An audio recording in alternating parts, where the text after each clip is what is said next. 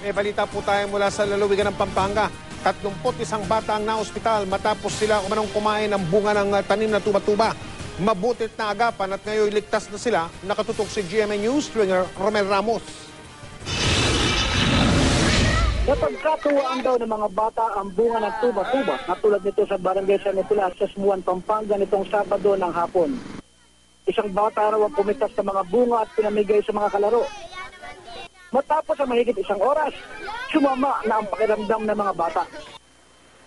Isinugot sa iba't ibang paggamutan ng 31 biktima na edad 3 hanggang 10. Ang ilan sa kanila, dumanas ng severe dehydration. Mabuti na lang at naagapan. Posible raw kasing makamatay ito. Dahil sa nangyari, pinutol na ang puno para hindi na maulit ang insidente.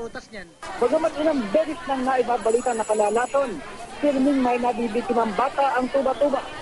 Hunyo 2012, mahigit 30 elementary students ang nabiktima nito sa Bohol. Hunyo 2011, mahigit 20 bata naman sa Angeles City, Pampanga ang nadali nito. Mga estudyante rin na mahigit 20 nabiktima sa Santa Maria, Laguna noong 2011.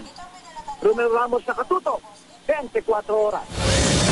Sa bayan naman ng Badok sa Ilocos Norte, 25 tao ang sinugod sa ospital nang ma-food poison umano sa kinain nilang ginatan.